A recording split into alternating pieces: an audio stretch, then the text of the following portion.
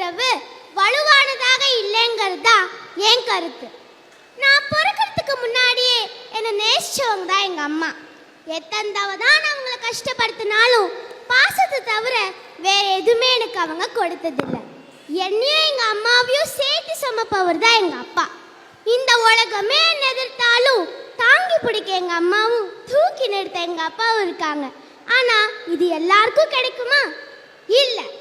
தவம் இருந்து பல கோயில் படி ஏறி இறங்கி ஆசையாக ஒரு குழந்தைய பெற்கிறாங்க. பெற்றதுக்கு அப்புறமா அதே குழந்தைய போய் டே கேர் சென்டரில் விட்டுட்டு 2 பேரும் சம்பாதிக்க போயிடுறாங்க. இது என்ன சார் நியாயம்? அந்த குழந்தை பாசத்துக்காக ஏங்கும் போது எவ்வளவு கஷ்டமா இருக்கு தெரியுமா? பணம் மட்டுமே வாழ்க்கையாகாது. அம்மா கொடுக்கிற பாசத்தையும் அப்பா கொடுக்கிற அன்பையும் யாரால சார் கொடுக்க முடியும்? சொல்லுங்க பாப்போம். அதனாலதான் சொன்னேன், பெற்றோர்களுக்கும் பிள்ளைகளுக்கும் உள்ள உறவு வலுவானதாக இல்லைன்னு. பல பெற்றோர்கள் பிள்ளைங்க தூங்கினதுக்கு அப்புறம் தான் வீட்டுக்கே வராங்க. அவங்க தூங்கிட்டு இருக்கும் போதே வேலைக்கு போயிடுறாங்க. இதை விட என்ன கொடுமைன்னா, லீவ் நாளில் கூட எல்லாரும் ஒன்றா உட்காந்து சாப்பிட்றது இல்லை. ஏப்பா பார்த்தாலும் டிவி, வாட்ஸ்அப்பு, ட்விட்டர், ஃபேஸ்புக், இப்படி இருந்தா எப்படி சார் உறவு பலப்பெறும்? அதனால தான் சொன்னேன், பெற்றோர்களுக்கும் பிள்ளைகளுக்கும் உள்ள உறவு வலுவானதாக இல்லைன்னு. போன வாரம் எங்க பக்கத்து வீட்டு ஆண்டி அவங்க பையனை போட்டு கும்முன்னு கும்பிட்டு இருந்தாங்க. எங்க அம்மா போய் ஏங்க இப்படி அடிக்கிறீங்க அப்படின்னு கேட்டாங்க.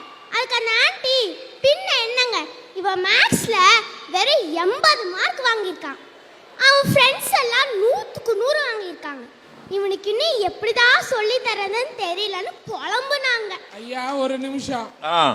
அண்ணே, நான் அடி வாங்கினதை யாரும் பார்க்கலைன்னு நினைச்சேன், நீ பார்த்துட்டியா? அண்ணே, உங்க அம்மா கிட்ட நீங்க அடி வாங்கும் போது ஒரு டைலாக் சொன்னீங்களே, அதை இங்க சொல்லுங்க பாப்போம். இடா கவு அம்சா. ஆமா, தெரியாம பண்ணிட்டான். நம்ம ஆளுங்கெல்லாம் அரிசி மாவு மாதிரி. அவங்க கிட்ட இருந்து இட்லியை கேட்கலாம், தோசை கேட்கலாம், என் பணியாரம் கூட கேட்கலாம். ஆனா சப்பாத்தியும் பூரியும் கேட்க முடியுமா? அந்த மாதிரி தான் அவங்களுக்கு என்ன வருதோ அதுதான் வரும். அவன் என்ன மிஷினா? இந்த மாதிரி பல பெற்றோர்கள் இருக்கிறனால தான் பல ஏஆர் ரஹ்மான்களையும் பிரபுதேவாக்களையும் நம்ம இழக்கிறோம். அந்த ஆண்டிக்கு தெரியல சார், ஃபெயில் ஆன பல பேர் இப்போ கம்பெனிக்கு ஓனராக இருக்காங்க. பாஸ் ஆனவங்கெல்லாம் கம்பெனி ஓனர் கிட்ட சம்பளம் வாங்குறாங்க.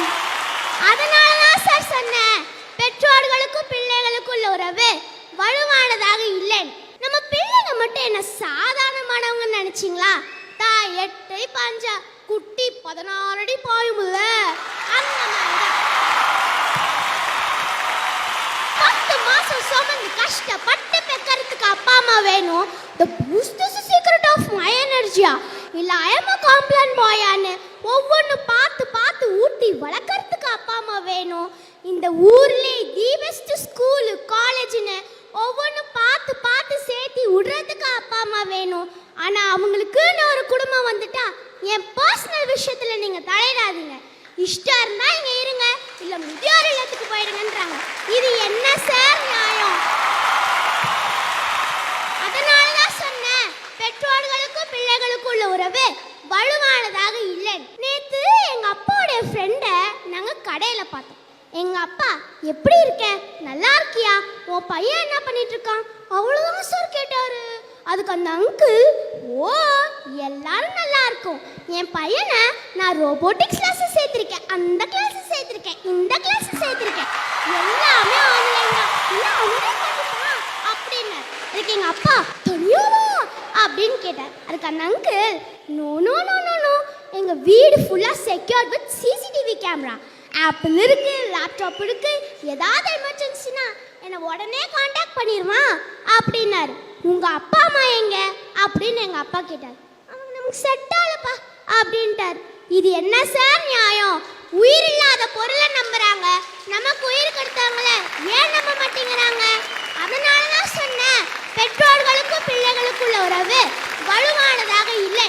ஐயா ஒரு நிமிஷம், அதுக்கு பேர் தான் ஒரே வீட்டுல 32 கேமராக்கள், ஓடவும் முடியாது, என்ன மாதிரி ஆள் ஒளியவும் முடியாது. என் பாட்டி மடியில படுத்துட்டு நான் கதை கேட்கும் போது எனக்கு பயம் வந்தது இல்ல, கண்ணெரிச்சல் இல்ல, தலைவலி இல்ல. அவங்க சொன்ன அந்த கொக்கு மீன் கதையில நான் பொறுமைய கத்துக்கிட்டேன். காக்கா கதையில நான் புத்தி கூர்மைய கத்துக்கிட்டேன். ராஜா கதையில நான் ஆளுமைய கத்துக்கிட்டேன். இதெல்லாம் இந்த லேப்டாப் ஆப்பிளும் சொல்லி தருமா சார்? சொல்லுங்க பாப்போம். அதனால தான் சொன்னேன், பெற்றோர்களுக்கும் பிள்ளைகளுக்கும் உள்ள உறவு வலுவானதாக இல்லைன்னு. மனசுக்கு ரொம்ப கஷ்டமா இருக்கு. எங்க பக்கத்து தெருவுல ஒரு வயசான தாத்தா பாட்டி இருக்காங்க. அவங்களுக்கு ஒரே ஒரு பையன் அமெரிக்கால வேலை பார்த்துட்டு இருக்காரு. திடீர்னு அந்த தாத்தா இறந்து போயிட்டாரு. அவர் இறந்து போன சோகம் ஒரு பக்கம் இருக்க, அந்த பாட்டி ஆளை தேடுறாங்க இறுதி சடங்குக்கு. ஏன்னா அவங்க பையனுக்கு விசா கிடைக்கல, கோவிட் டைம்ங்கிறனால. இது என்ன கொடுமை பார்த்தீங்களா? லட்சமா பணம் சம்பாதிக்கிறதுல ஒன்றும் சந்தோஷம் இல்லை. ஃபாரின்ல சொகுசா ஒரு கார் வாங்கி போட்டோ எடுத்து அனுப்புறதுல ஒன்றும் சந்தோஷம் இல்லை. இது என்ன நம்ம ஊர்ல டிவிஎஸ் 15 நம்ம அப்பாவை கூட உட்கார வச்சு கூட்டிட்டு போற மாதிரி ஒரு சந்தோஷம் வருமா? சொல்லுங்க பாப்பா. அதனால தான் சொன்னேன், பெற்றோர்களுக்கும் பிள்ளைகளுக்கும் உள்ள உறவு வலுவானதாக இல்லைன்னு. அதனால பெற்றோர்கள் இருக்கும் போதே அவங்கள சந்தோஷமா பார்த்துக்கோங்க. குறைஞ்சபட்சம் எப்படி இருக்கீங்க, சாப்பிட்டீங்களான்னாச்சு கேளுங்க. நாளைக்கு நமக்கும் வயசாகும், அதை மறந்துடாதீங்க. அதே மாதிரி பிள்ளைங்களை மார்க் வாங்குற கருவியா பார்க்காதீங்க. அவங்களுக்கு உள்ள திறமைய தட்டி கொடுங்க. நம்ம வாழ்க்கைய நமக்காக வாழுவோம் சார். பாசத்துக்கு ஒன்றும் பட்டாசுட்டா தேவையில்லை. இந்த உலகமே பாசத்தினால தான் சொல்லுது. அதனால அன்பு அள்ளி தந்து பெற்றோர்களுக்கும் பிள்ளைகளுக்கும் உள்ள உறவை பலப்படுத்துவோம். என் பெற்றோர்களால் வந்தது இந்த பேச்சு. தமிழுக்கே என் உயிர் மூச்சு என்று கூறி வாய் படைத்த அனைவருக்கும் நன்றி கூறி விடைபெறுகிறேன். நன்றி, வணக்கம். ஹர்ஷா அவளுடைய பாடி லாங்குவேஜ், எதிர்காலத்தில் அவள் ஒரு சக்கரவர்த்தி திருமகளாக வருவாள். எந்த விதமான தயக்கம் மயக்கம் இல்லாமல் சொற்களை அவள் காயின் பண்ற ஸ்டைல் இருக்கு பாருங்க. எதிர்காலத்தில் இவள் தலைமையில் நான் பேச வேண்டியது வரும், அப்படி பேசுகிறாள் ஹர்ஷா. அந்த கையை லாவகமாக தூக்குவதும், அந்த குரலை ஏற்றி இறக்கி பேசுவதும், ஹர்ஷாவுக்கு எதிர்காலத்தில் வருகிற கணவன் இப்பொழுதே ஜாக்கிரதையாக இருக்க வேண்டும் என்று எச்சரித்து அற்புதமாக பேசிய ஆரியூர் செல்லம் ஹர்ஷா நாளைக்கு எங்கள் வானத்தில் ஒரு சந்திரபிம்பத்தை போல வளருவாள். அதை இந்த உலகம் பார்க்கும். வாழ்க்கை.